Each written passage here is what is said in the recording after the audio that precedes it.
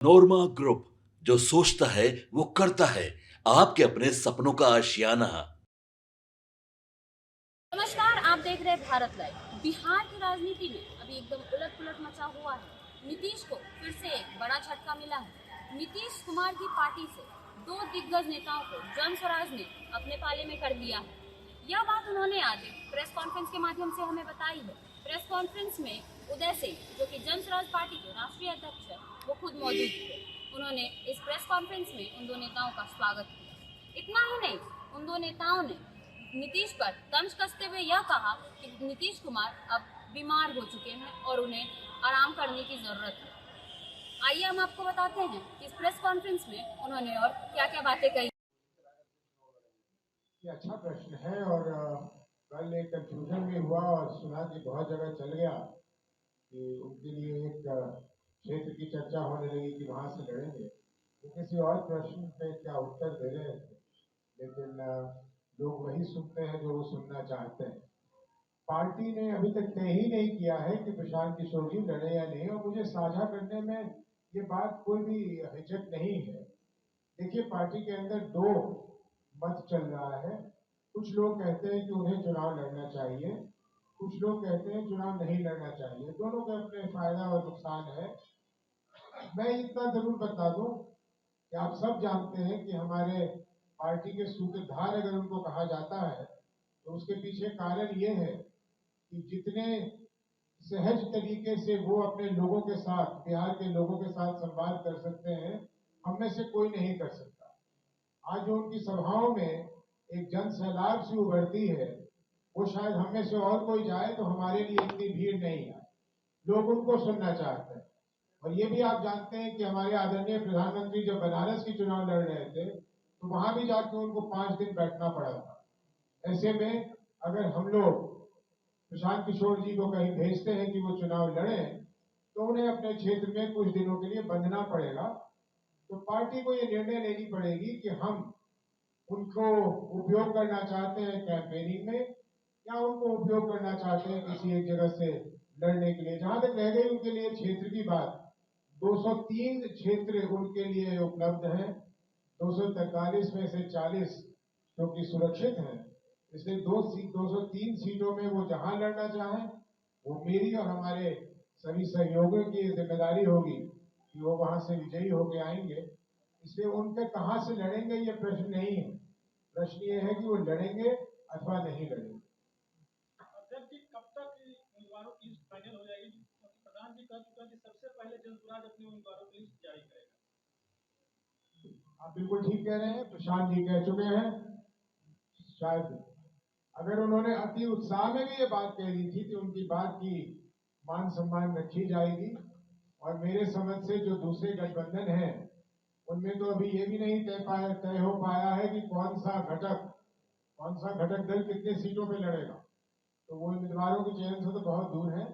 हम उससे पहले कर चुके होंगे। लेकिन आप सब जानते हैं अभी जो समय चल रहा है, ये भादों का महीना चल रहा है, बहुत सारे लोगों का ही कहना है कि इस समय में हम लोग इतनी बड़ी घोषणा न करें। तो मुझे लगता है नवरात्र की शुरुआत जो 22 तारीख को होने वाली है, उसके आसपास हम लोग इसकी घोषणा करना शुरू करें। सर, मेरा एक सवाल है आपसे।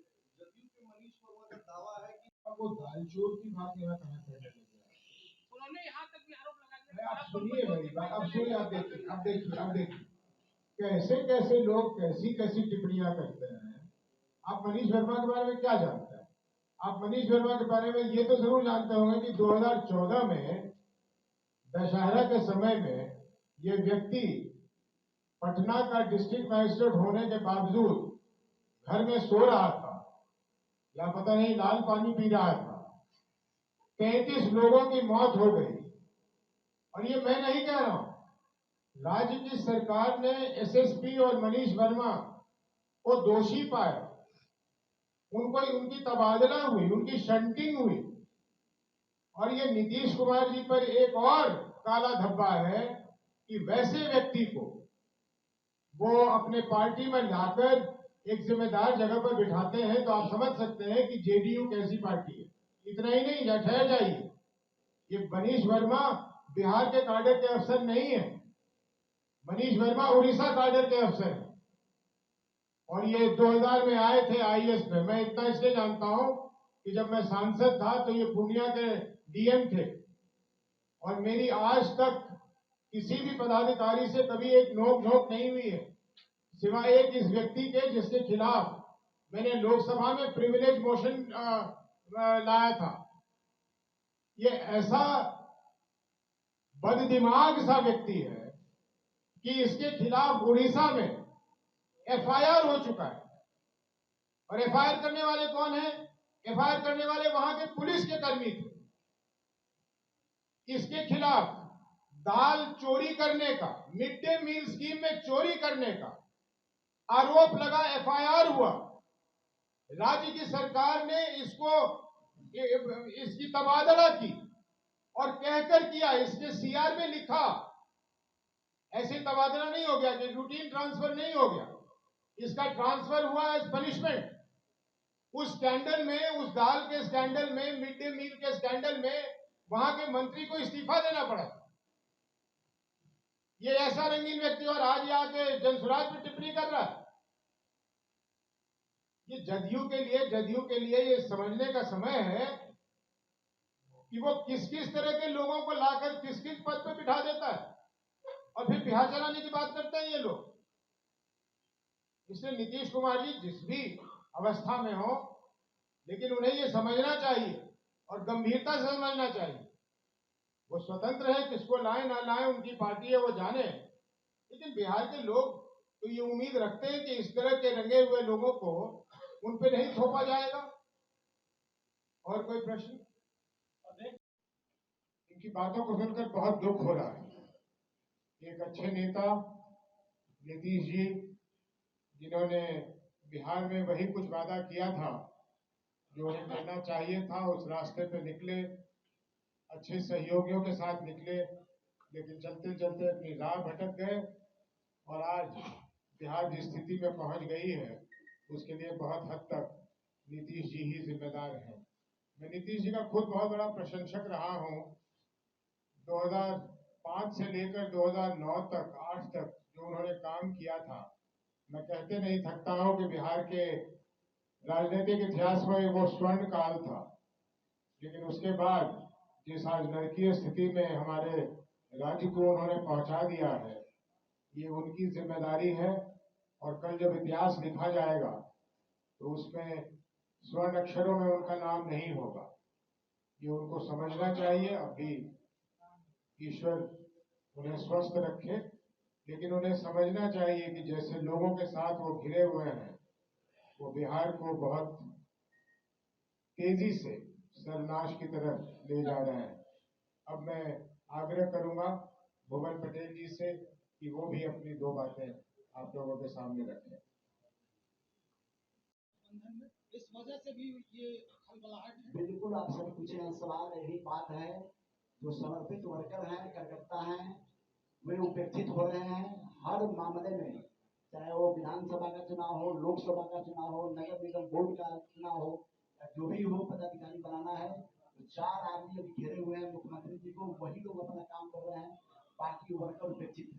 लेकिन आप कहते हैं नीतीश कुमार के बारे में आप लोग नीतीश कुमार के साथ काफी क्लोज, हम भी जान रहे हैं, आपको भी हम जान रहे हैं। आपने भी कहा कि नीतीश कुमार जी का जो है अब वो स्थिति नहीं है, लेकिन उनकी ही पार्टी के लोग कह रहे हैं कि ये जो है प्रोपेगेंडा फैलाया जा रहा है। उनके बेटे कह रहे हैं कि नीतीश कुमार पूरी तरह से स्वस्थ है और अगला 5 साल बीजेपी ने जिस तरह से प्रोजेक्ट किया है नीतीश कुमार को कि वो बिल्कुल ठीक है और मुख्यमंत्री के तौर पर वही रहेंगे, कैसे लेते आपको आप ही जानते हैं 2010 में जो चार्जिंग था नीतीश कुमार जी का 118 सीट जीतने वाले मुख्यमंत्री, आज है क्या 43 में क्यों आए? इसकी समीक्षा होनी चाहिए। 43 में आने का मतलब है कि आपका ग्राफ गिरा है, आपकी शोषण शक्ति कम हो रही है, आप उन चाटुकारों से घिर गए हैं। लेकिन चाटुकारों ने 2010 का जो 2010 का जो दौर था, मंत्री लोग मुख्यमंत्री से मिलने के लिए कतराते थे। भुवन जी, ऐसा कौन सा मोहिनी मंत्र छोड़ दिया है उन चाटुकारों ने जिनका आप जिक्र कर रहे हैं, जो नीतीश कुमार को समझ नहीं आ रहा है? नीतीश कुमार को हैंडल करने की उनका जो है हैसियत नहीं है।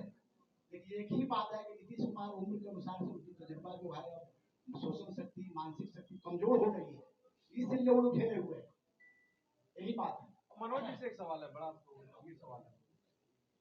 मनोज जी, केरला कांग्रेस ने अभी एक ट्वीट किया है कि जो जीएसटी घटाई गई है वो सिगरेट और तमाम चीजों पे बढ़ाई गई है, लेकिन बीड़ी पे घटाई गई है। तो केरला कांग्रेस ने अपने ट्वीट में किया है कि बी से बिहारी, बी से बीड़ी।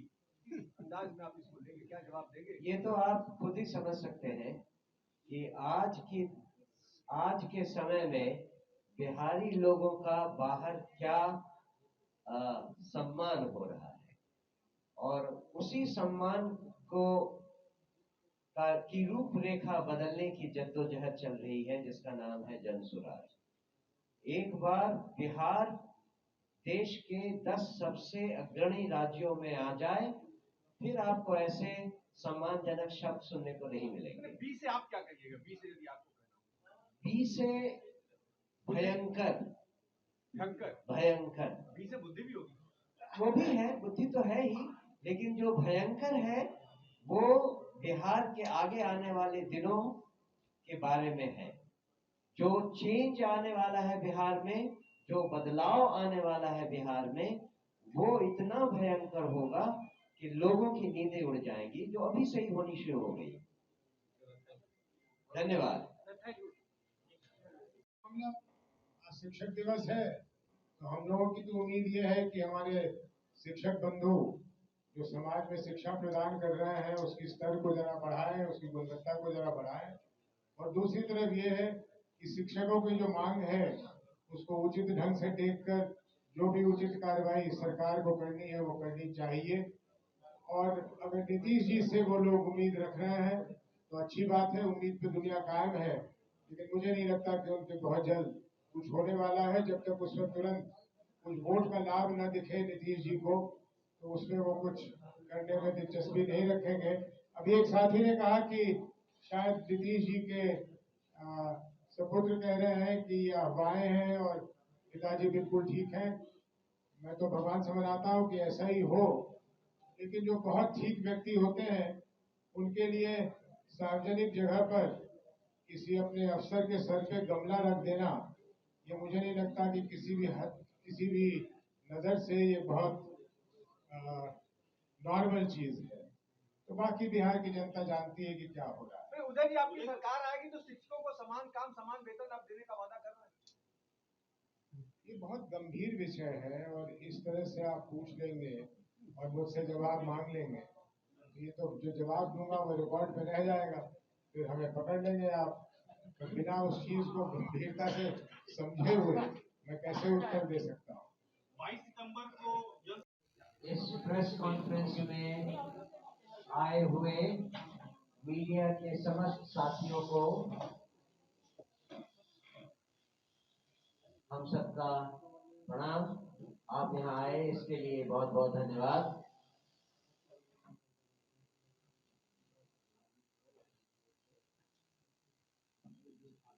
आज की इस मीडिया ब्रीफिंग के बारे में मैं एक संक्षिप्त रूपरेखा आपके सामने रख देता हूं, और उसके बाद में मैं राष्ट्रीय अध्यक्ष जी से निवेदन करूंगा कि वो इसके बारे में आपको विस्तृत चर्चा करें। आप सब जानते हैं कि जनसुराज पार्टी और शायद बाकी पार्टियां भी चुनाव की सरगर्मियों के दौरान अपने अपने उम्मीदवारों के चयन में लगी हुई है।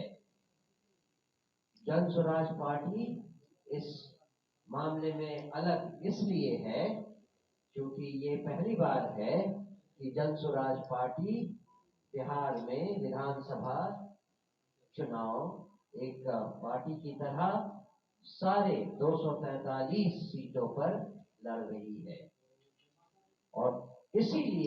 धन्यवाद अध्यक्ष जी।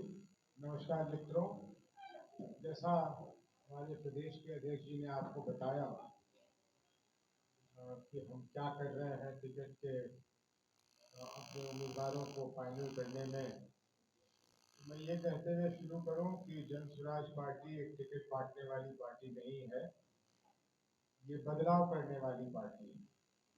और इसलिए हम लोगों पर जो जिम्मेदारी है वो अन्य दलों से बहुत ज्यादा है।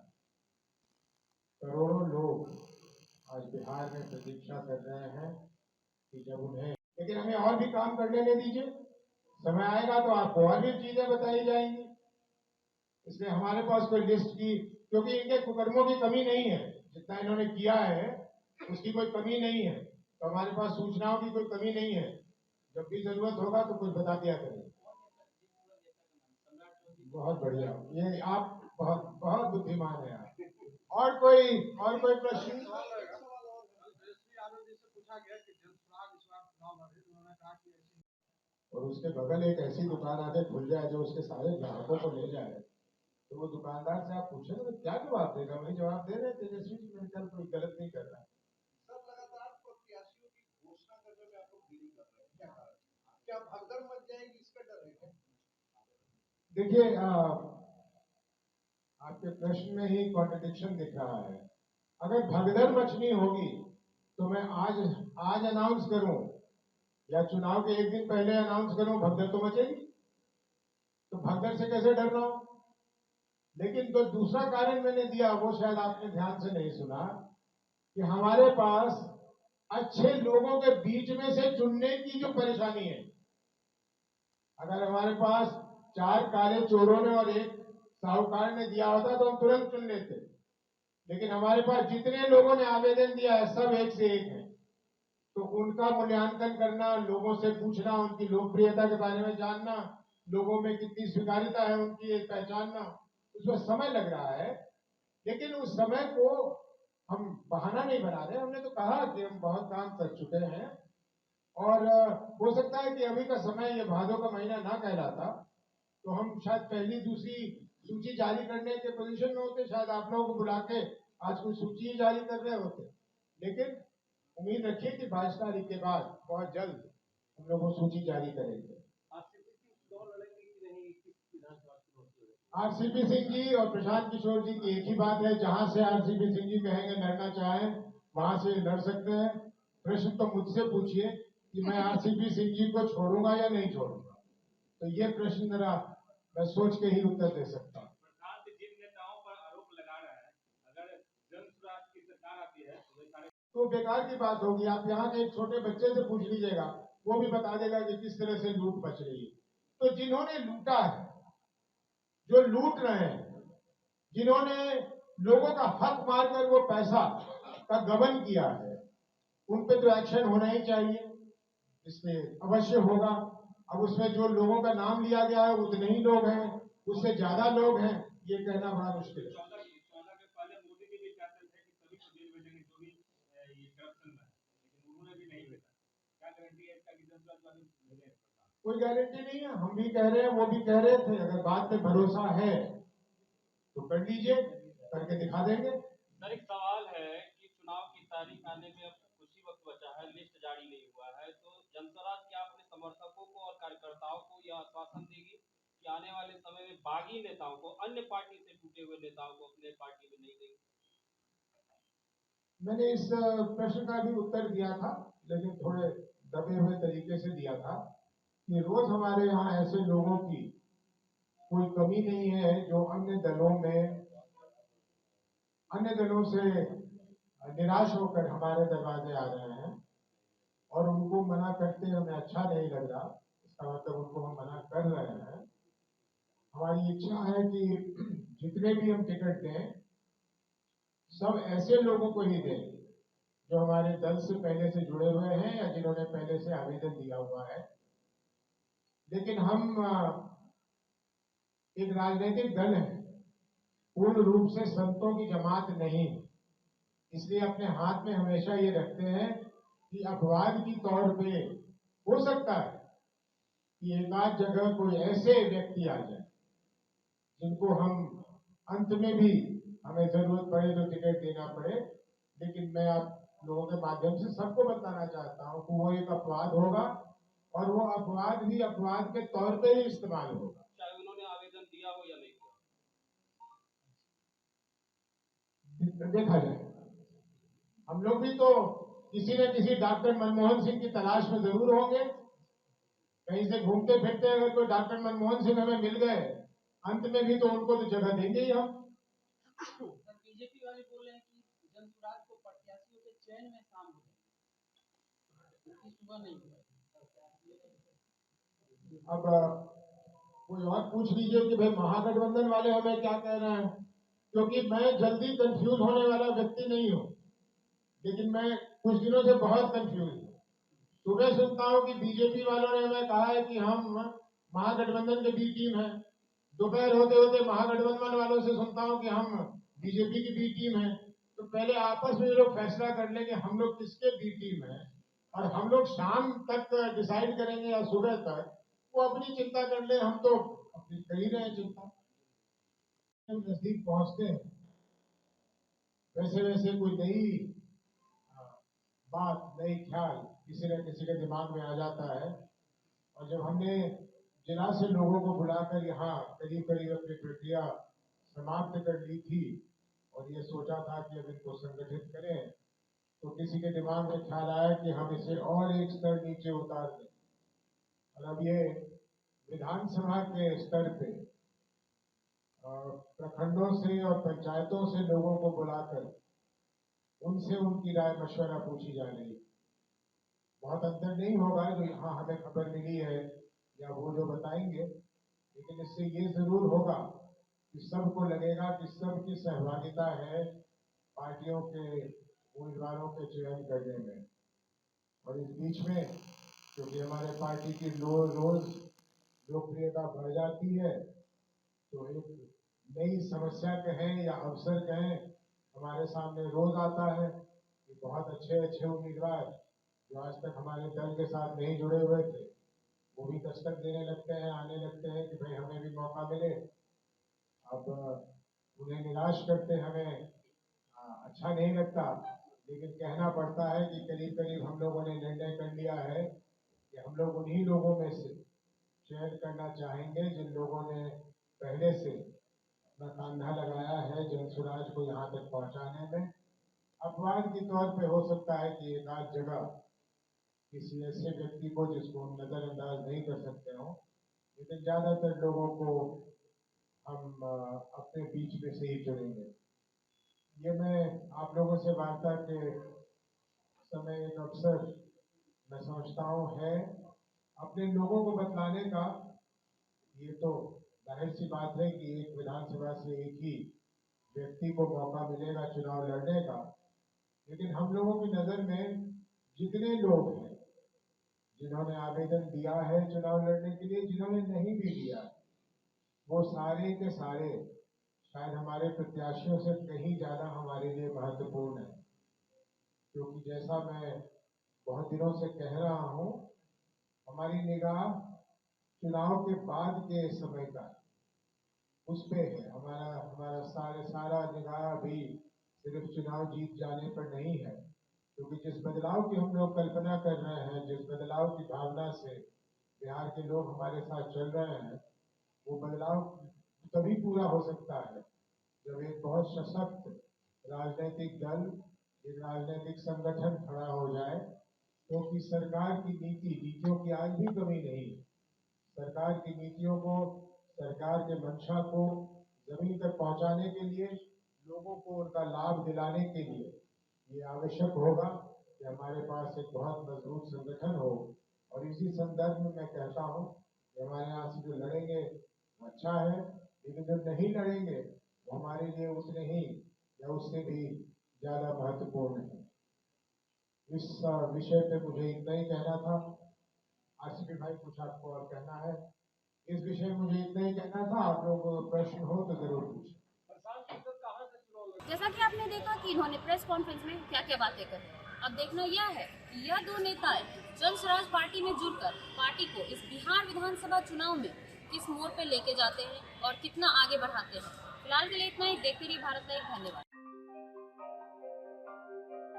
आपके सपनों को हमने सजाया है, ई होम्स पैनोरामा को हमने बनाया है। ई होम्स मेरा एक सपना था जिस पे मैं पिछले 4 साल से काम कर रहा था।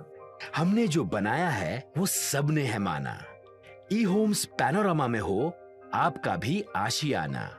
और फाइनली हमने 2021 में इस प्रोजेक्ट को लॉन्च किया। बहुत लोग अप्रिशिएट कर रहे हैं कि पूर्णिया जैसे शहर में बिहार के, एक तो बिहार की बात करें उसमें भी पूर्णिया जैसे छोटे जगह में इस तरह का लाइफस्टाइल देना, ये सुन के हम लोगों को बहुत अच्छा लगता है।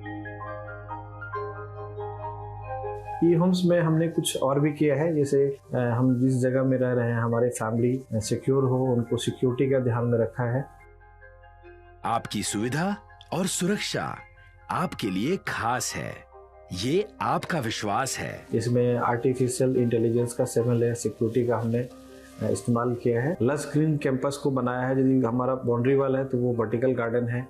ये जितनी भी फैसिलिटी होता है एक इंटरनेशनल टाउनशिप में ई होम्स है, ये हम लोग विश्वास नहीं कर पा रहे हैं। जो भी हमारे मित्र दोस्त या जो भी हमारे बाहर के बाहर आते हैं तो हम लोगों को बहुत अच्छा सुनने को मिलता है और बहुत अच्छा क्रेडिट मिल रहा है। वो सारा हमने सिर्फ एक बिल्डिंग नहीं बनाया, हमें एक बहुत अच्छा लाइफस्टाइल दिया ई होम्स में, और मेरा एक सपना था जिसको मैं आज फुलफिल होते हुए देख रहा हूँ। ये आपका आवास है। ई होम्स पैनोरामा में अब आपका निवास है। E homes Panorama, luxurious lifestyle redefined. Panorama group, जो सोचता है वो करता है। अगर ये वीडियो पसंद आई और वह बिहार के राजनीति और बिहारियत से सरोकार रखेनी तो सब्सक्राइब बटन दबा के चैनल के सब्सक्राइब कर ली। ओजे एगो घंटी बा, ओकरा बटन दबा देला से कुल सटीक और मारक खबर रुआ मुफ्त में मिल जाई। अगर रुआ पत्रकारिता के हमनी के नया प्रयोग में सहयोग कर चाहतानी तो ज्वाइन बटन दबा दी। पेटीएम नंबर नोट कर ली 9386816700।